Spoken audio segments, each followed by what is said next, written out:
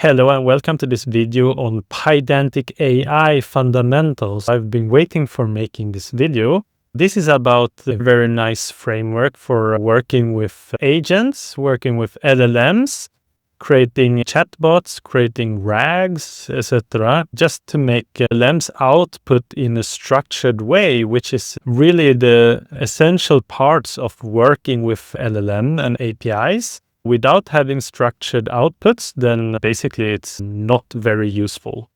PydanticAI, it's developed by the team behind Pydantic, and if you have followed my videos before, you know how much I love Pydantic, and Pydantic kind of makes Python into the very structured world, making it really nice to work with. Let's move directly on to the code, and I'll show you how to get started with PydanticAI. Here I'm in Visual Studio Code. Let's start with init. And then I will do rm main.py because I don't want that one. And then I will do uv add pydantic-ai. What else do I need? IPyKernel because I will work in Jupyter Notebook. This is a good starting point. Yes, and it's done. Good. And then I will do touch. Then pick AI, I will call it underscore pydantic underscore model.ipnd because we will use PydanticAI to produce pydantic model. That will be quite cool. This will be called construct pydantic model from text input. Text input is quite unstructured. The result from the LLM is quite unstructured. Let's make it structured using Pydantic. Here I will change my Python environment to PydanticAI, and then since I will work with Gemini inside of PydanticAI, I will choose the Gemini model. I will have a .env here. .env. However, you can choose whatever model you want because that's the beauty with PydanticAI, that it's model agnostic. You can choose to have whichever model you want. I choose Gemini because it has a very nice free tier and also it's quite capable model. Here I will just call it Google underscore API underscore key equals, and here I will paste in my API key, but of course I won't show it to you. I'll pause the video and do that. I put in my API key and let's get started. From Pydantic, I can actually close down my terminal. From Pydan import agent. This is the agent class which we'll be using. Agent equals to agent. And here you put in which model you pick. I'll pick Google. And here you can several ones. I'll pick this one, 2.5 flash. And here I'll do results equals to await agent, and I will put in a prompt. Give me an IT employee working in Sweden. Keep it short. Something like this. And we'll take a look into result. Set the Google API key. Yes, I think I did that. In the environment variable. Restart. Run again. Now it should find it. Here you can see output Elara Nilsson, DevOps engineer in Stockholm, Sweden. That was short and nice. The agent run results, you can probably take a look into that one. Here you can take a look into results dot output, results dot output. Let's see, result. You can see here the output, we get the actual result here, and this one is nice for printing. And here you can see the results. Let's make it a little bit different. Now we want to make it structured. This is it's unstructured. Let me show you some other things, some way to make it structured. We take from Pydantic, import base model, field. And here I will make a class called employee or employee model. And this is a base model. And here we'll have name as string. We will have, say, age as int. What else do we have? Salary. We have it as int, and I will have a limit here. It has to be greater than 30K, but it has to be less than 50K. It's Sweden. They don't pay much. Position is a string, and results equals to await agent.run. Now I will put in my prompt. Give me an IT employee working in Sweden. And I'll have here output type equals to employee model. And then I will have the result. Now you can see agent results, and it's very structured. We can take a look into this one. We can take result dot output, and this is actually an employee model. This is a Pydantic model. That is really cool. For example, we can do like this, employee equals to this result dot output, and we can do employee. We can take out like employee dot, let me change this to Python, employee dot name, and we have Bjorn. We have employee dot age, we get the age, employee dot position, and you get the position. That is quite cool. It was quite fun that it called it Bjorn and not Björn, but that is fine for me.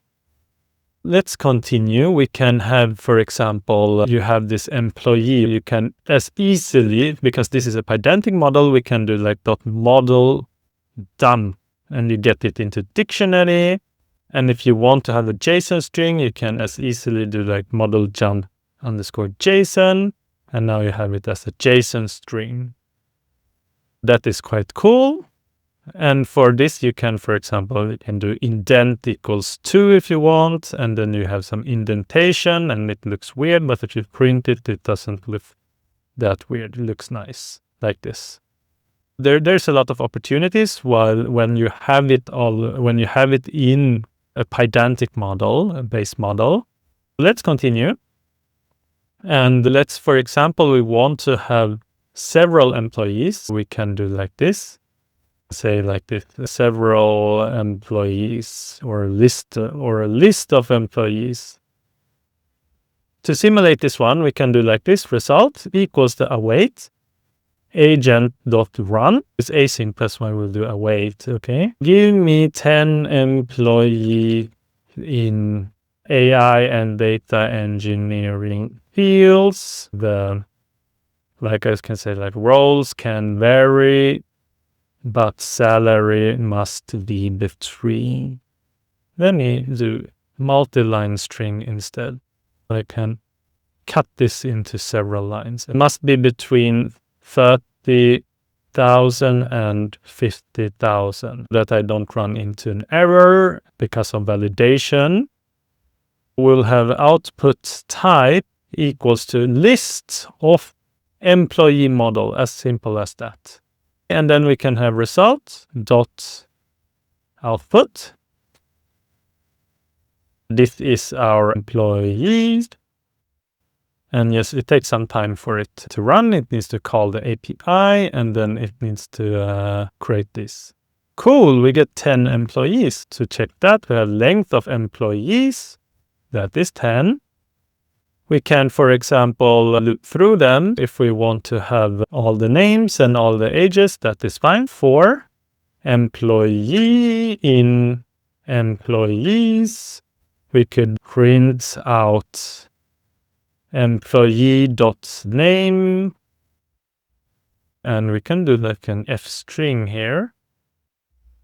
Enhanced F string equals to, and salary, employee.salary, salary equals to, and here you can see, employee name, this, and the salary are this. Cool. That is really cool. Let us create some more advanced models, a more complex model. I'll call this a CV model, CV or a resume model, a more complex and nested model. For a CV, you could, for example, have like class. We could have like CV model. It inherits from base model. We start with the Pydantic model. We have name, string. What else do I have? Int, experiences. This is list of experience. This is a list of experience model. We can say like that. And then it requires us to create this experience model and education model class, experience model. It's a base model as well.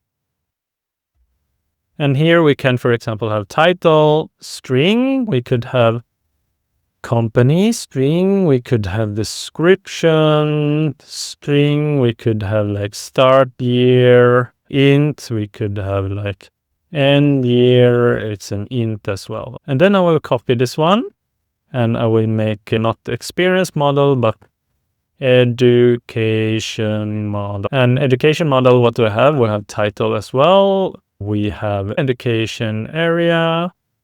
We could have a description. We could have a school, string, start year, end year. Yeah, cool. Now you can see this started to become more advanced. The CV model, it has a name and age field, and then it has experiences and education. Of course, we can add some validation as well for age and name, etc. However, I will skip that. Instead, I will use this to use our model into it. Await agent.run create a Swedish person applying for a data engineering position. Something like this. Yeah. And we can say, we need to do output type is the CV model. Then we can have result. Dot output, this one should be equals to the person or the person or the resume, I will call it resume, like this. Perfect. Now we have a resume. Name Astrid Lindgren, real, I guess. We have resume dot name, and you can see Astrid Lindgren. Copy this one, and we have resume dot age. Resume dot experiences. Actually, I can put it in another cell, and you can see this is a list of experiences to experience models. We can pick out like the 0th one, for example, and we can take dot title, for example, and you can see data engineer. Yes, we can explore it further, and basically this is quite cool already, but I can show you something like this is optional, or it's good to know how to do some, I will call it optional post-processing. There's a lot of things you can do, but I will load into DuckDB and unnest it. That is the idea that I will do. I will create my terminal and I will UV add DLT DuckDB. I will install this one. That is it, I think. Yes. Import DLT. If you followed my videos before in data engineering, you know what that is. But if you don't, it's data load tool. It's good for moving data from one place to another place. And my idea is that I want to move my results data into DuckDB, basically. What I want to do is pipeline equals to dlt.pipeline. And here I will have pipeline name equals to cv.json.DuckDB destination, dlt.destination.duckdb, and dlt.destination.duckdb, and I will pick when the name cv.duckdb, comma, dataset name, I will do staging because here's the landing zone of the data, and info equals to pipeline.run. Data equals to a list of what? List of this resume, because we need to send resume.model down. Because if you take a look into, for example, resume is this one, we can do the model done. And this is the dictionary. I won't show all of it here, or I can do like dot keys that keep it shorter. Here we have the data in dictionary. And then we need to take the loader file format, and this is JSON lines, JSON-L. And then we need to have a table name as well. Table name equals to CV entries. And then print info. Yeah, print info. There's some issue here. Perhaps I forgot a comma. Yes, I did, indeed. Yes, now pipeline has run. You see that there's a cv.duckdb here. Let's connect to that one. We can import duckdb, and we can do with duckdb.connect, and we connect to cv.duckdb as con, and what you can do is to do desk equals to con.sql, sql cv.duckdb, for example, pf like this, and we can take a look in the desk. Parser error cv.duckdb, duckdb.connect, cv.duckdb. Yeah, with duckdb.connect. Yeah, let me pause the video and debug. The issue was that I had cv.duckdb there to change to desk, which I want to. And here it says no module in NumPy. What you need to do is uv add pandas, because that will give us NumPy as well. We need pandas for db to change to .df. Here I run this one, and you can see the desk it will run. Let's see. Yeah, and here you can see in the staging schema, we have a lot of tables. However, it's these three that we want. We want CV entries educations, CV entries experiences. This is how DLT loads it and unnests the data. What we should do is I want to do CV entries equals to and then I want to do educations equal to, and I want to do experiences equal to.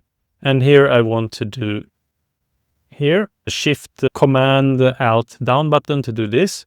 Then I'll do con.sql parentheses, and I'll do from staging dot CV entries.